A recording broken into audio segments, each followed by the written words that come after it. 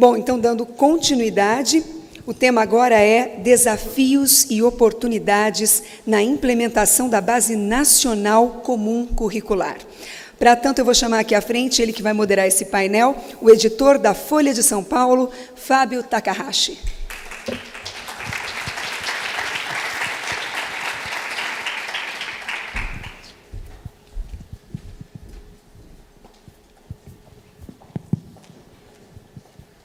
Boa tarde a todos. Bom, não vou perder muito tempo aqui comigo. Tem grandes pessoas para falar sobre esse tema que promete aí mudar a rotina das escolas, né? Mas também é um desafio gigante para as redes, para as prefeituras, para os estados. Então, eu queria convidar para subir ao palco para discutir sobre esse tema a Cláudia Costin e a Jennifer Guevara.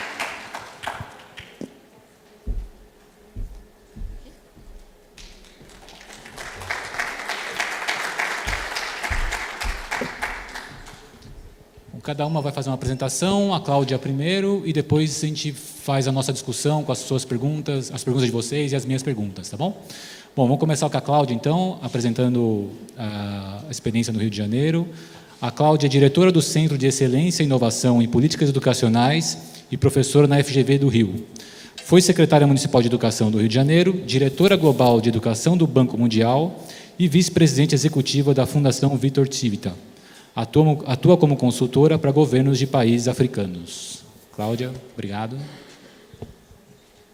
Bom, boa tarde a todos. O desafio de falar essa hora é o sono pós-almoço. Eu vou tentar desafiar isso, mas eu vou também trazer alguns dados importantes, avisem se ficar cansativo. Já tem um bebê dormindo aqui, então sinal que nem comecei, já gerei sono. Então, eu trouxe alguns dados globais para entender melhor o que acontece com o Brasil na primeira infância, nesse momento que, para mim, é um momento muito importante de elaboração e aprovação final da Base Nacional Comum Curricular. A primeira questão a se comentar, e eu lembrei disso quando se falou das brincadeiras, é que crianças demais ficam para trás. Quando a gente fala que na geração anterior brincava-se mais, se esquece que um número importantíssimo de crianças não só estava em situação de vulnerabilidade maior que hoje, como não brincavam porque trabalhavam. Ainda hoje, muitas crianças estão em situação de trabalho, e muitas vezes em trabalho escravo. Mas não é disso especificamente que eu vou falar, porque eu vou falar da primeira e não da segunda infância. Um quarto de todas as crianças abaixo de 5 anos no mundo tem desnutrição crônica. E por que eu estou falando isso quando a gente fala da base? É porque isso traz prejuízos para a aprendizagem. 56% delas vivem na Ásia e 36% na África. Entre os países de renda baixa ou média, 1/3 tem desnutrição crônica. Nós tivemos a Zilda Arnes, que nos ajudou a vencer uma parte desse desafio, mas ainda temos crianças com desnutrição crônica, o que traz a importância de trabalharmos mais intersetorialmente. A estratégia para a primeira infância de desenvolvimento envolve saúde, educação e assistência social juntas. Menos de 50% das crianças de 3 a 6 em países em desenvolvimento participam de educação pré-primária. E, nesse caso, o Brasil tem algumas vantagens, já vou falar disso. Os países investem muito pouco em primeira infância. Muitos governos de países de baixa renda ou renda média gastam só entre 0,1% e 0,2% do PIB em pré-escola, bem abaixo do padrão de 1% do gasto total de ECD, de desenvolvimento na primeira infância. E é urgente investir mais na primeira infância, especialmente em educação. Eu estou usando a sigla em inglês, né, ECD, Early Childhood Development, mas é desenvolvimento na primeira infância, é um conceito bastante abrangente. E se refere tanto ao desenvolvimento físico, quanto linguístico, cognitivo e socioemocional de crianças pequenas, da gravidez das suas mães até que elas entrem na educação primária. Por isso, acertam as prefeituras que têm uma atenção integrada da gravidez até o que ajuda também, se houver uma atenção integrada na gravidez, me ajuda também em manter na escola as mães adolescentes até aos 6 anos. A educação começa com as interações cotidianas da mãe, entre mãe, outros familiares ou cuidadores e o bebê. Esses vídeos que nós vimos há pouco nos ajudam muito a perceber por que isso já é educação. Educação não é domínio exclusivo da escola. A educação é uma responsabilidade partilhada entre escola e família. E prossegue com atividades em centros de educação infantil. Atrasos cognitivos e linguísticos se acumulam aos 2 ou 3 anos. Muita criança já foi deixada para trás aos 2 anos. Ela já nasceu perdendo. E esses atrasos depois se reproduzem na escola, essa criança fica mais ainda para trás, e as condições de vulnerabilidade vão só aumentar. E esses déficits não se reduzem, a menos que haja estimulação precoce e aprendizagem. E programas que enfatizam tanto nutrição quanto estimulação precoce são os que geram impactos mais importantes nessa fase.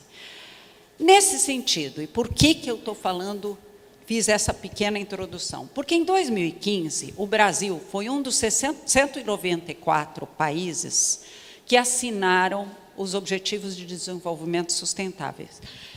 Um deles, o 4, diz que nós, 194 países, nos comprometemos até 2030 a assegurar a educação inclusiva, equitativa e de qualidade e promover oportunidades de aprendizagem ao longo da vida para todos. Parece que está se repetindo expressões, mas não está. Ela é para todos, mas ela é equitativa e ela é inclusiva, o que quer dizer que é para todos a mesma qualidade, mesmo que as crianças sejam diferentes. Não vai ser uma escola para ricos, outra para pobres, uma para uma etnia, outra para outra, uma para meninos, outra para meninas. É equitativa, inclusiva e de qualidade. E nós não vamos desistir de ninguém, porque são aprendizagem ao longo da vida para todos. Se a criança abandonou a escola, que ela retorne e que ela tenha várias oportunidades de voltar a aprender. Esse objetivo se desdobra em quase 20 metas, mas eu vou destacar só 3 para você. Aqui eu vou destacar de primeira infância. Eu acho que eu não vou falar vou falar só da de primeira infância. Uma delas, que não é de primeira infância, é que nós vamos garantir que todas as meninas e meninos vão, até 2030, ter a garantia de concluir a educação secundária, que no nosso caso quer dizer o ensino médio. Infelizmente, nem todas as crianças, os jovens no Brasil têm acesso ao ensino médio, quanto mais concluir. Dos que começam o ensino médio no Brasil, 59% só concluem. Mas vamos falar de programas da primeira infância. Uma das metas diz respeito à primeira infância, e é assegurar que todas as meninas e meninos tenham acesso a programas de primeira infância de qualidade. O que quer dizer, não é qualquer programa, não é simplesmente colocar em creches mirradas, como o Daniel falou na palestra dele, exprimidas, mas é em creches que deem condições de desenvolvimento pleno dessas crianças, de preferência em contato com a natureza, atenção à mãe, visitação domiciliar, acompanhamento no pré-natal, parto assistido por profissionais experimentados, incluindo educação pré-escolar para que estejamos prontos para o ensino primário. Um comentário breve aqui. Quando eu li a terceira versão da base, me chamou a atenção que um dos itens que aparecia nós não temos que, em vez de definir que tipo de avaliação ia ser utilizada, dizia assim, não pode haver avaliação de prontidão para educação primária. E aí me ocorreram 2 ideias. Primeiro, que a ideia está correta, embora eu preferia que definissem que tipo de avaliação iria ser feita. Mas minha segunda reflexão foi, parece que nós temos medo de lidar com as transições da pré-escola para o ensino formal, primário, como se diz na linguagem internacional. Ou seja, é importante, sim, que além dessa criança da gente ter como eixo o brincar, que essa criança se prepare para o mundo letrado, que também faz parte do mundo. Não é idade para alfabetizar as crianças, mas também não é idade para proibir contato com a cultura letrada. Estar preparado para a etapa seguinte deveria ser algo importante em cada etapa de escolarização. Depois falamos um pouco mais disso. Bom, como é que a educação infantil aparece na Base Nacional Comum Curricular, que está agora no Conselho Nacional de Educação e que, com as devidas modificações, a partir das audiências que ocorreram, deve ser aprovada na primeira semana de dezembro, conforme a última estimativa. Primeiro, ela é reconhecida como direito de todas as crianças. O Brasil avançou na questão da educação pré-escolar ao estabelecer que a escolaridade é obrigatória para as crianças de 4 e 5 anos. Se a gente, além disso, colocar qualidade nessa faixa pré-escolar, nós vamos ter avançado bastante com essa nova geração que vem vindo. Atua ampliando o universo de experiências, conhecimentos e habilidades das crianças de maneira complementar à educação familiar. É o que eu falei quando me referi às interações que a mãe e a família têm. Educação é família e escola, e também não é uma contra a outra.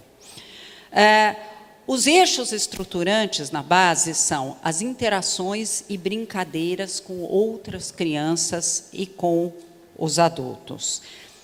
O brincar é essencial nessa fase, mas nós precisamos definir claramente o que é o brincar. Por quê? Porque essas crianças têm direitos de aprendizagem. Se eu simplesmente disser, vamos deixar essas crianças brincando, eu visitava o Rio de Janeiro, quando eu saí de lá, acho que estava com 450 creches, e eu visitava com muita regularidade as creches. E eu via crianças brincando livremente. Algumas com materiais apropriados, e eu vou falar disso daqui a pouco, mas via também, para pegar o comentário do Daniel, professoras com os seus celulares, lendo, sentadas, e as crianças brincando livremente, sem nenhuma interação com os adultos. O que estava faltando? Intencionalidade pedagógica. Simplesmente deixar solta e sem observação não significa o brincar que a base está preconizando aqui. Ou a galinha pintadinha. Galinha pintadinha, todas as creches gostam da galinha pintadinha, as crianças na frente da galinha pintadinha e algumas professoras ou cuidadoras conversando. Isso também não é o brincar de que a gente fala. A gente precisa garantir os direitos de aprendizagem das crianças. E quais são os direitos estabelecidos na base?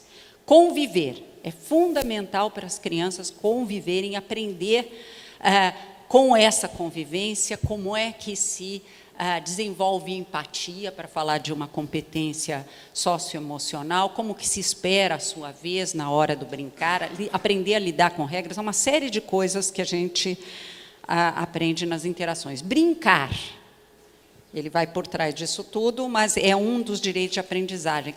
Participar, saber esperar a vez, fazer parte de um grupo, explorar. Hoje, no almoço, estávamos com essa linda criança explorando uma flor. Ela não prestou atenção em mais nada, porque ela tinha que explorar a flor. As crianças pequenas são pequenos cientistas. E explorar é um direito que elas têm. E daí porque é decisivo quais são os materiais que a gente organiza no ambiente de creche, de pré-escola, para que essa exploração possa ser mais rica. Expressar E aqui um comentário rápido sobre a expressão falada e a expressão escrita. Isso quer dizer que a gente tem que ensinar a criança a escrever? Não, mas ela precisa aprender que, ou no mundo adulto, as pessoas se expressam falando, se expressam se movimentando e elas se expressam por escrito. Conhecer-se, entender quando ela está brava, entender quando ela está feliz, entender se uma atividade trouxe prazer, se uma atividade não trouxe prazer, quais são os seus limites. E a importância da intencionalidade pedagógica na organização das atividades, dos espaços e dos recursos. Ou seja, é muito importante para os gestores educacionais atentarem que o ambiente de aprendizagem é como se fosse um segundo professor na sala. Nós precisamos atentar para o professor e para o que está contido nos ambientes de aprendizagem. A base também fala dos campos de experiência. O que vai nos trazer experiências que nos assegurarão os direitos de aprendizagem? O eu, o outro e o nós, quer dizer, a composição do grupo, os corpos, gestos e movimento, e a partir daí vão aparecer os direitos de aprendizagem associados, traços, sons, cores e formas, oralidade escrita, já falei bastante de oralidade escrita, e na oralidade eu queria voltar a uma coisa que foi falada, acho que pelo Eduardo, se não me engano, que é o número de palavras que uma criança de classe média fala e o número de palavras que uma criança que vem de meio vulnerável fala. Poder ampliar o vocabulário dessas crianças também é importante. Ela aprender a falar tanto pela sua linguagem de dentro de casa, quanto pela linguagem culta. Recentemente eu estive na Colômbia com um grupo da Fundação Maria Cecília Souto Vidigal, e aquelas crianças, muitas eram de origem indígena. E a escola permitia que eles falassem na língua indígena, mas, ao mesmo tempo, queria ensinar o espanhol. E uma criança falou uma frase para mim em linguagem indígena, e a professora olhou para ela e falou: lembre, esse é um adulto que fala espanhol. Né? Por sorte, eu falava. Esse é um adulto que fala espanhol. Aí ela imediatamente me saudou em espanhol, que isso também é uma experiência de aprendizagem importante. Espaços, tempos, quantidades, relações e transformações. Isso, mais tarde, vai se transformar no que é o conteúdo para entender melhor, para desenvolver o raciocínio matemático. E dentro de cada um deles, objetivos de aprendizagem vão sugerir competências que deverão ser desenvolvidas em diferentes faixas etárias. Isso é a organização da base. Mas eu tenho alguns comentários meus. Eu fui leitora crítica da base, tem algumas coisas que eu gosto, outras que eu não gosto. O que eu mais gosto na base, do jeito que ela estava na terceira versão, o fato de que se pensa em brincar com intencionalidade pedagógica. Não se esqueçam que a forma comprovada de diminuir as desigualdades de origem socioeconômica no desempenho escolar futuro é o investimento na primeira infância. Por mais que a gente pense que é um direito da criança, então, mesmo que não houvesse motivos ligados a uma racionalidade econômica, mas por uma questão de justiça, para além de assegurar o direito, não se pode esquecer que a gente nivela o campo de brincadeira, como se diz, roubando essa expressão do inglês, por um investimento sólido em primeira infância. E essa criança, num país onde há tanta desigualdade educacional e tanta desigualdade socioeconômica resultante, que não menosprezar essa característica ou esse resultado do investimento em primeira infância é não pensar em termos de política pública. Quais são as minhas críticas à base? E que serão, se for aprovada do jeito que está, aperfeiçoadas na implementação. Há um excesso de categorias nessa parte da base. A gente fala em direitos de aprendizagem, objetivos de aprendizagem, campos de experiência. Isso fica muito confuso para os gestores de municípios na hora de traduzir em currículo. Eu espero que na tradução em currículo se faça uma coisa mais simples. E aqui eu queria citar o exemplo do Ceará. O Ceará é um dos únicos estados, se não o único, que tem um currículo de educação infantil organizado pelo Estado e feito junto com os municípios. E um currículo fácil de entender, qualquer professor, nós testamos isso com professores, qualquer professor de educação infantil entende o que está lá. Vou dar um exemplo negativo agora. Eu li o currículo de educação infantil do município de São Paulo. Ele foi escrito para a academia não criticar, ponto. O jeito que está escrito, eu sinto se eu decepciono alguém, mas ele está escrito numa linguagem defensiva.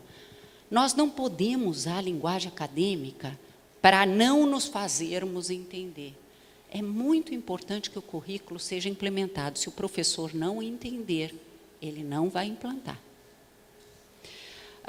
Então, um elogio aqui ao Ceará.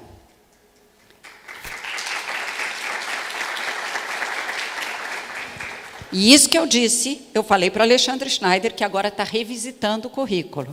Falei, dei uma cópia do currículo do Ceará, eu falei, se inspira nisso, adapta a base, que vale a pena. E essa ideia de um Estado não esquecer que responsabilidade de educação infantil também é do Estado, e até numa atividade coordenadora e de complementação de eventuais dificuldades de municípios, é muito elogiável. Aparece um certo desequilíbrio ao se detalharem os campos de experiência. Alguns parecem com muitos objetivos de aprendizagem, outros só com alguns. Corpo, gestos, movimentos, parece que as crianças, a parte do dançar ficou mais importante do que as outros campos de experiência, só para dizer um exemplo. A referência à imersão em ambiente letrado, central para garantir equidade, parece cuidadosa demais. A gente parece que tem medo que alguém vai criticar que a gente está querendo alfabetizar antes da hora. Não precisa ter medo, é só não dizer que vai alfabetizar antes da hora. Há um cuidado, acho que exagerado. A exploração lúdica do mundo deve incluir as expressões escritas e o universo da leitura. Faltou uma referência ao trabalho com as famílias. Aqui na primeira parte a gente falou muito de família, a Ana ao contar da pesquisa, a Ana Lima ao falar da pesquisa falou das famílias, acho que vários falaram das famílias, mas na base ninguém fala em como é que eu vou. Educação infantil, eu deveria ter um conteúdo para trabalhar educação dos pais. Faltou uma referência, mencionadas na introdução, desaparecem, elas são mencionadas na introdução, mas desaparecem do corpo da base. A educação infantil, eu vou passar muito rápido na educação infantil no Rio de Janeiro. Uma das melhores experiências profissionais que eu tive na minha vida foi ser secretária de educação do município do Rio de Janeiro, por uma série de questões, mas eu vou falar da educação infantil. O prefeito tinha prometido triplicar o número de vagas em creches. Eram só 30 mil e ele prometeu chegar a 90 mil. Não chegou. Porque eu fui falar para ele, fui mostrar o quanto custa a educação de qualidade e em quanto tempo a gente poderia colocar qualidade no que a gente já tinha. Então, nós decidimos dobrar o número de vagas em creche e dobrar nas áreas de maior vulnerabilidade. Mas, ao mesmo tempo, garantir um novo modelo de atendimento que nós chamamos de espaço de desenvolvimento infantil. Você precisa, Daniel, visitar os espaços de desenvolvimento infantil que estão em áreas arborizadas, interessantes, e visitar algumas creches comunitárias que estão apertadinhas, a grande maioria delas, infelizmente. Associar nós decidimos também associar o cadastro do Bolsa Família. O Brasil sabe quem são os pobres. Nós temos a lista dos pobres. Por que não priorizar os que estão no cadastro Bolsa Família no acesso a vagas em creche? Então, nós resolvemos, no sorteio de vagas em creche, primeiro para os do Bolsa Família, se sobrar vaga, para os demais, de acordo com alguns critérios, e incluir a condicionalidade relativa à educação infantil no Família Carioca. O Família Carioca é uma complementação do Bolsa Família, e se eles tiverem em educação, crianças de 0 a 5, eles tinham uma série de condicionalidades. Uma era frequentar a escola de pais. Eles podiam decidir se queriam pôr os filhos em creche ou não, mas tinham que frequentar a escola de pais, onde saúde, educação e assistência social faziam um trabalho integrado. Eu falo faziam porque, infelizmente, eles descontinuaram isso depois que eu saí, que é muita pena disso. Usando o espaço ocioso das creches nos fins de semana para isso. Por que não visitação domiciliar no Rio de Janeiro?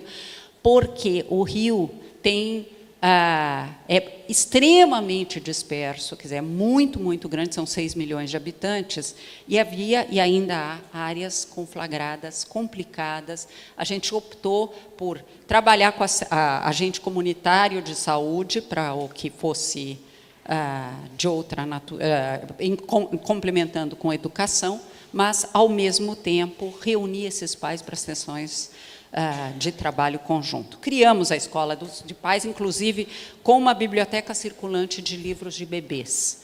Todo sábado eles retiravam, a gente depois esterilizava e dava de novo o acesso. Criamos um prédio específico para creche e pré-escola. Tiramos a pré-escola dos escolões e botamos num prédio junto com as creches, muito mais adequado para o brincar. Criamos o cargo de professor de educação infantil. Eram só cuidadores, cargo de carreira, e nós decidimos treinar todos os cuidadores que quisessem cursar o normal para poder participar de um concurso público para professor de educação infantil. Eu só vou ler mais essa lâmina e criamos um projeto com os pais de alunos de creches e pré-escolas, chamado Sou Pai, Sou Aluno, para todos os que quisessem continuar sua escolaridade, para apoiar melhor essas crianças. Fizemos toda uma série de ações de formação continuada dos profissionais, não vai dar tempo de falar, inclusive nos concursos públicos, uma prova prática. E dá tempo de mais uma coisa rápida. E eu acho que foi uma experiência muito rica. E nós avaliamos o desenvolvimento das crianças.